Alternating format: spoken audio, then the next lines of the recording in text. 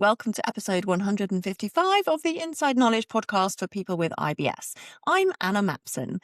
Today I am speaking to Helen Brooks, who is a clinical gut-directed hypnotherapist, and she works with people who have IBS, and especially around bowel urgency, but also any kind of gut symptoms. And we've got a really interesting chat coming up about how changing your mindset and your behavior can really impact on your symptoms. And she shares a lot of useful tips. You can also go and check out her Instagram, which is the Tummy Whisperer on Instagram, and her website links in the show notes. So I hope you enjoy the show. Hello, Helen. Welcome to the podcast. So great to have you here. Thank you so much. It's an absolute pleasure to be here. Amazing. So can we just start by, you could tell people a little bit about what you do and your work? I'm a clinical hypnotherapist and I specialise in supporting people with IBS that really hasn't responded to any dietary changes or medication. And around gut-directed hypnotherapy, I also incorporate a wider range of tools. So looking at elements of cognitive behavioural therapy, body work and breath work. So it's a really lovely integrated approach that supports people to find relief. And is it in person or online? So all of my work's on Zoom and has been for quite some time. The original reason that I moved online was because for many years I was face-to-face, but when I began working with people with IBS, I found a lot of them had difficulty with the travel. So as I began to specialise, I'd get inquiries from further afield. But, you know, if you're struggling with urgency or difficult symptoms, travelling's often one of the hardest things to do. So, I decided to move online just around the point actually that COVID hit. So, everything moved online and I've been online since. But it works really well. And actually it makes life easier because you can target people who actually want you rather than just people who happen to live locally. Absolutely. No, it's amazing. So I went from working with people across Sussex to working with people all across the world. So there's lots of benefits, aren't there, to definitely an online practice. Yeah. And what's the kind of training like? What's your background to become a clinical hypnotherapist? Yeah, so my background is I did a degree in applied psychology at University of Sussex, which is what brought me originally from the Midlands down to sunny Brighton, where I've been ever since. And then after that, I travelled. I was lucky enough to travel and got really interested in different healing modalities and ways of working as I travelled across the world. And during that time, I discovered hypnotherapy and just thought, wow, this is a really fascinating way of working. So upon my return, I did a year-long diploma in clinical hypnotherapy. And for a long time, I worked with a range of different conditions. My route into applied psychology was because I really struggled with anxiety when I was younger. And I was really fascinated by the mind and how working with the mind had really transformed that experience for me. And so, I worked a lot with people with anxiety and things like fear of flying, stopping smoking. But I started to get inquiries from people who had IBS. And that's when I really discovered the work of Professor Warwell and looked at a lot of the research and studies and was just absolutely mind blown by the effectiveness of it. And then about 7 years ago, I decided to focus solely on IBS and disorders of gut-brain interaction. So that's what I've been doing day in, day out for the last 7 years now. Yeah, and that's really good to know and to sort of share, I think, that there is a really strong science behind all of what you're doing in terms of the gut-brain connection, but also that you've had like proper training as well, because I think there are people, same with nutrition, there are people out there doing hypnotherapy who maybe don't have the right or qualifications and all of those things. So it's good to know, the background of people who have trained and are specialised and have the clinical experience as well. I think that's also really important. Yeah, absolutely. Yeah. And so what sort of happens? So if someone works with gut-directed hypnotherapy, what's the kind of approach or what should they expect? Yeah, so it's not an overnight fix and it's not a magic wand, but it's a process. So the way that gut-directed hypnotherapy works is IBS is a disorder of gut-brain interaction. So the symptoms are driven by that breakdown in the signaling, in the messaging, which means that the gut becomes much more sensitive, obviously, to certain foods, but it also alters gut motility as well. And so whereby a dietary approach would be looking at which foods the gut has become sensitive to, hypnotherapy is working by focusing on that gut-brain modulation. So it's about restoring gut-brain signaling, which then reduces the sensitivity of the gut and supports regular gut motility, easing symptoms. So it's a process of change that usually happens. Everybody responds slightly differently, but we expect between about 6 to 12 weeks, we see that gut-brain communication becoming steadier and calmer and symptoms easing. So the way that I work is, yes, gut-directed hypnotherapy is at the heart of that, but around that, we're also looking at the ways in which IBS has had an impact on somebody's life. So the things that they might not be able to do, the fears around things like eating or travel. So as well as focusing on restoring that communication, we're looking at the bigger picture as well and looking at, the stresses and the behavioural change and supporting them with that. Yeah, it can really make people's lives so much smaller, can't it? Just saying no Yeah. to social events, like you said, mentioned about the travel, avoiding long journeys, and just choosing to have a less life because of the impact of the symptoms. So, yeah, it's good to know those can be treated. And I guess it's surprising. I thought 6 to 12, I thought you were going to say 6 to 12 months, like it would take longer. Actually, I know it's not an overnight fix, but that is quite quick to see some sort of changes coming. Yeah, absolutely. Especially a lot of the people that I typically work with have people that have been struggling for decades rather than months and years. And they've just not been able to find a solution. I think, obviously diet and nutrition is super important, but for some people it just doesn't go far enough.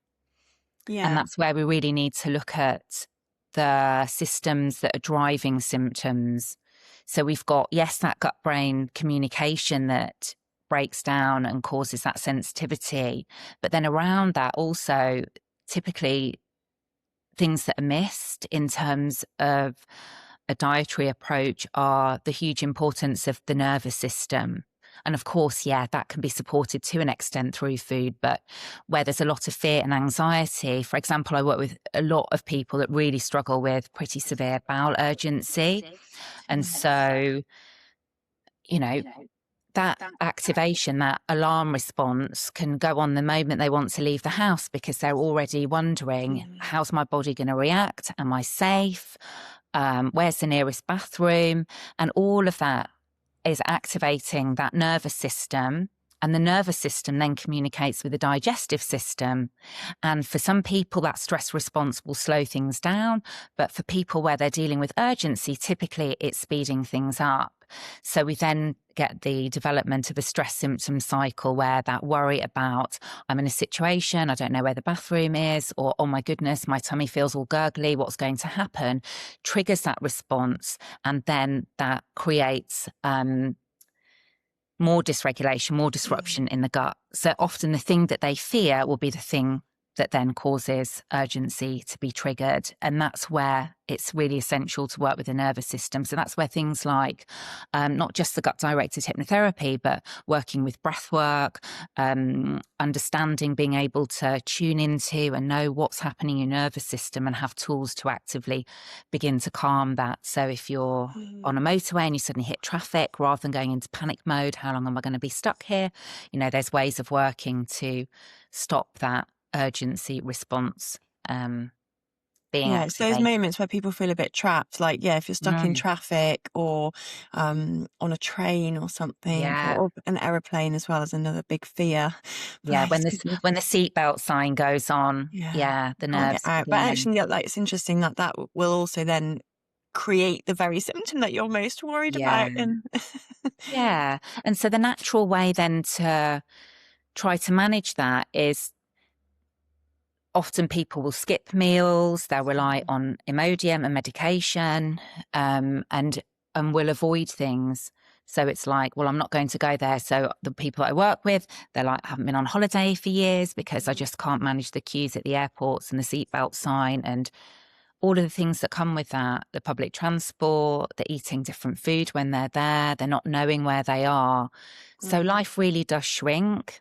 Yeah. And it's often the fun things as well, the nice things, a day out, a weekend away with friends, or a day at the beach, or, you know, even taking kids to a park can be really challenging because of that. So, yeah, that's... I went to an interesting course that was about safety behaviours as well, and like to what extent you're putting in something practical that is going to help, like checking where the toilets are, and to what extent that becomes like something that's actually detrimental and kind of holding you back. So there was another example about someone who felt sick and kind of chewed gum the whole time in order to stop feeling sick. But then sometimes like we're using those props or those behaviors to actually, you never get the experience of doing the thing like going out without chewing gum because you have it every time.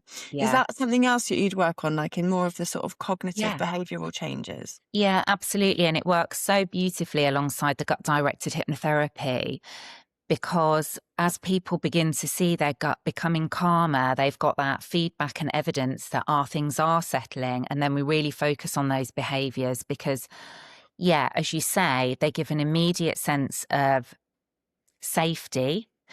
So the anxiety in the moment reduces, but actually longer term, they're part of the problem because they maintain anxiety.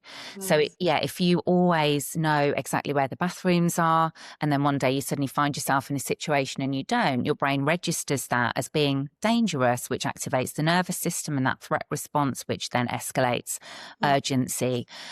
So we start by small steps, looking at how can we remove those. Well, first of all, identifying them, because people find that they have loads and loads and loads of different behaviours. And then we look at, how do we begin, rather than jumping in at the deep ends and feeling overwhelmed with this, but starting with really small steps so that they really get that sense of reclaiming their life and the things that they want to do. And that's where looking at the behaviours is really important alongside the thoughts and the biology. So it's that biopsychosocial model of health and well-being and IBS where we consider all of those aspects. So people really get that sense of freedom back. Yeah, because sometimes it's not necessarily just the behaviour, I guess. It sounds like you're saying it's the thoughts associated with the behaviour. So it might be practical to make a quick scan of the map to see, is there going to be a toilet on this journey? That might be a practical thing, but it's more the thoughts about I have to do it, or the panic, or what happens if you can't, or if it changes, that then is associated with the physiological changes. Yeah, absolutely. And I work with people that might do things like, and these things feel really useful at the time, but lots of people that might be able to change their working hours, their gut feels more reactive in the morning, and they say, well, it's great, I only have to go into work at 11 o'clock. And they've got into that habit of being able to stay in the house until 11 o'clock, which feels safe. But then one day, somebody gets a phone call and they say, oh, you need to come and get your child from school, they've been sick. And then trying to leave the house at 9 a.m.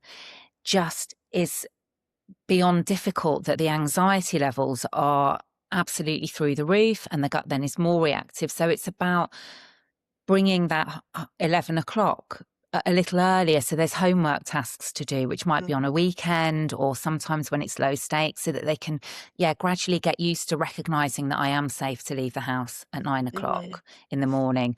And they're getting that feedback from their gut being less reactive, because the gut-directed hypnotherapy is calming the response and easing symptoms. So they work so well hand in hand to reduce symptoms and reclaim life. Yeah. And another sort of example is people who force themselves to go to the toilet before they leave the house, even though they don't really have an urge to go. I worked with quite a few people like this, where they kind of force a poo out before they go in case they might need it later. But actually, even that can change the pelvic floor physiological connections and change how your gut works. And and again, like the behavioral side of it is it sets up yourself up for feeling unsafe to go out unless you've done that. But it can have a negative consequence as well. Yeah, absolutely. So it dysregulates that gut-brain Mhm. communication, doesn't it? Yeah. I mean, So in a similar way that, like, I know you're talking about more about urgency as well today, but people mm, who got constipation who know that they might have to sit for a long time, who mm, will avoid going anywhere outside the house because yeah, they worried about sitting in the toilet for 10 minutes or, making a smell or a noise or something. And yeah. so then they avoid the urge to go and from completely like clam up and won't go outside the house. Yeah, absolutely. And so that's where also looking at the thought processes around this. So another element, not just the behaviors, but the thoughts, which is identifying things like what is the worry? Sometimes people are worried about spending a long time in a bathroom, or they might have fears around using public toilets or toilets at work. And that's where it can be really great to actually dive into what is the specific fear around that. And then we look at that because often people are very worried about what other people think. And when we really dive into that, often a lot of time people aren't thinking anything. They're not noticing. They're not noticing if you use a bathroom at a restaurant or how long you've been in there. They're busy chatting to their friends and thinking about their own meal. But often people will carry this real sense of pressure or fear or embarrassment. And again, all of that, the way that we think, um, really alters how the gut responds. So, if we can work with those thoughts, again, we can support changes in biology through working with psychology. Yeah. Oh, amazing. And what about when people have a great fear of a certain food as well? Because a lot of Yeah. people I work with will have cut so many foods out of their diet. They're down to just a handful of foods that feel safe. So typically we sort of start with, trying to identify a food that might be similar to something they're eating or something that I Mm. think would, probably fit them. But do you work also with that sort of getting over the actual act of eating a new food that's felt unsafe or felt very scary? Yeah, absolutely. And there's different ways of working with that. So, one is through the hypnotherapy, where we can take them through in imagination and visualization, eating that while the body feels calm and relaxed, with lots of what are called post hypnotic suggestions that the body can happily, comfortably absorb and digest that food. So, they get used to that in their mind so that their body's not having a response. But also things like eating mindfully, where it's about focusing on um, the sight, the smell, like really tuning into that element of it and being aware that, are there thoughts of what is this going to do to my body and how can they subtly alter that? How can they think about how delicious the taste is or some other aspect. And Yeah. so when reintroducing foods, often it can be helpful for people to focus on the foods that they really would like to eat. What are the things that they've been missing? What are the things that they enjoy most? Because that can also help that process where they tap back into that. And also understanding that we can have an expectation response, that anticipation, that Mhm. worry is more likely to cause a dysregulation in the gut and make it react. So sometimes it can be really hard to differentiate between, did that food react? Did my gut react to that food? Or was it the fact that I felt so stressed and anxious about eating it that caused that response in my body? Yeah, I So, see that quite yeah. a lot with foods that tend to be demonized a lot on social media, like Mm, gluten, for example, because people have heard it's dangerous or toxic or inflammatory, dairy yeah. especially as well. And so then it really feels like you're poisoning yourself in your Mm, mind, perhaps when you're eating that, and trying to reframe it as like what's the benefit of these foods? What's actually going to give you rather than just the negative response. And sounds, yeah, very helpful. yeah, absolutely. No, I hear you. Yeah. So much fear around foods. And it's really Yeah. interesting when people realize that, oh, I've been avoiding that or not Mm. eating that for 20 years and now I can eat these things. And so, yeah, part of that is because some of those foods they've cut out weren't directly causing a response or reaction, but there'd been so much fear around that or advice around that. But also, as that gut brain communication is restored, that sensitivity reduces. And hundreds of people that I've worked with have come to me saying, I absolutely cannot eat onion or garlic, which is really restricting because when you're going out to eat at a restaurant, it's in most things. But by the end of the process, they're happily eating onion and garlic without any Yeah, symptoms, which then again just because makes it it so much easier. wasn't really the food, it was Yeah. more how they were responding or like how their body was processing things. Yeah, okay. So it probably was the food because the sensitivity of the gut was Mm, heightened, but mm, the gut-directed hypnotherapy reduces that sensitivity and allows the gut to tolerate all of those foods once more. yeah. And what sort of things could people do at home? Like if they were thinking, or how can I use some of these techniques or start off on my own if I'm just listening at home? Yeah, okay. Well, I'll share a resource with you that you can share with your listeners that would be really Yeah, helpful for them so they can actually hear a gut-directed hypnotherapy session and great. experience that. But without that, alongside that, I think one of the things that I notice in my practice is that so many of us, we're so busy, life is so fast paced, and we rarely have a moment to pause or to rest or to stop.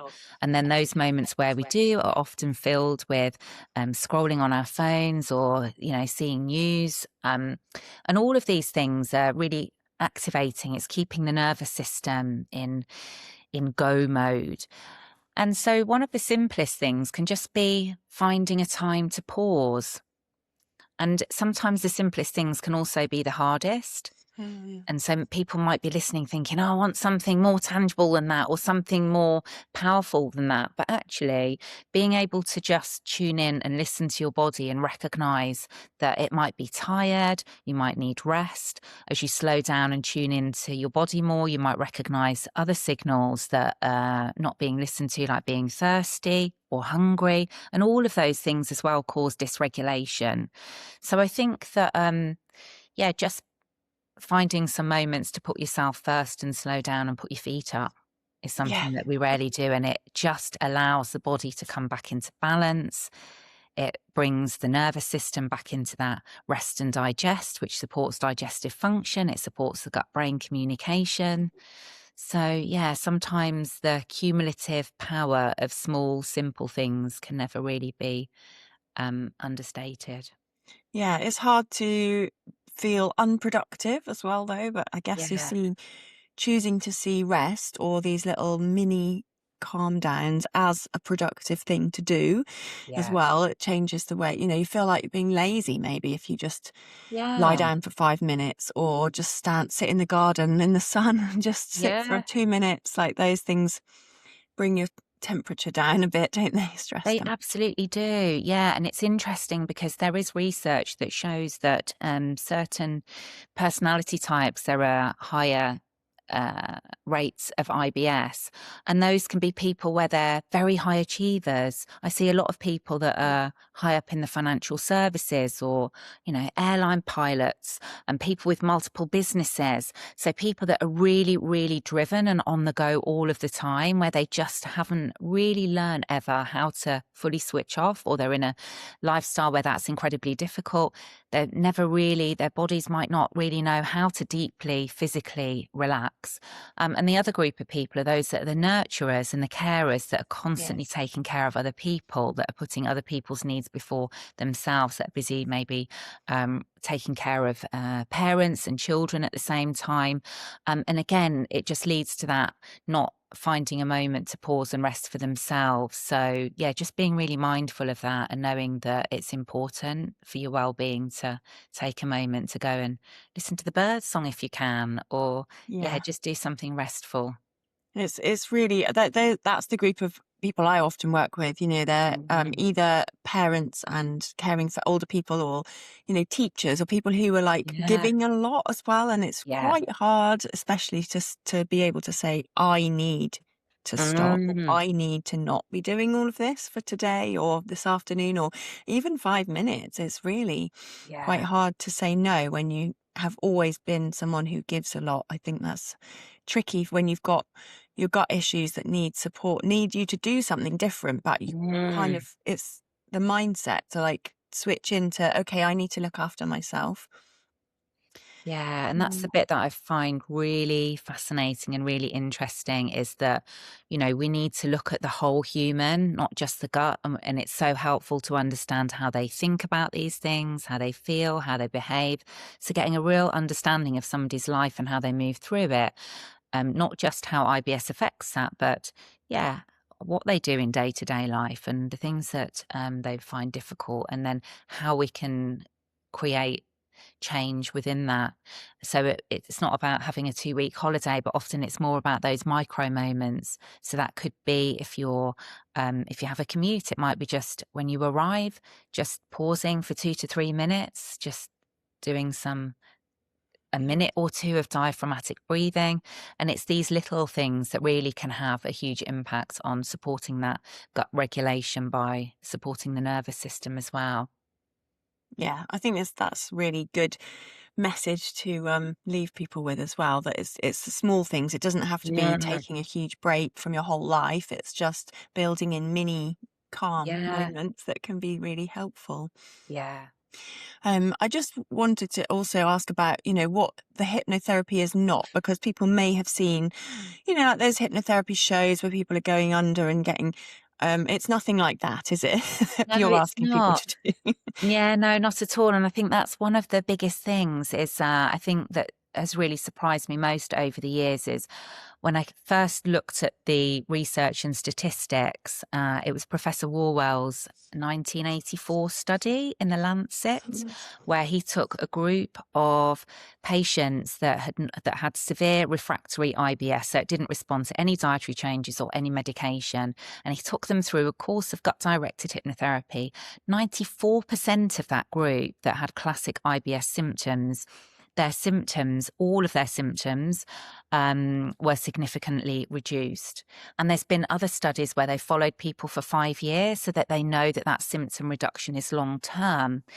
And, I was absolutely amazed at that and thought, well, why isn't everybody with IBS having gut-directed hypnotherapy? It's absolutely phenomenal. The research is there, and there's years upon years of research since then.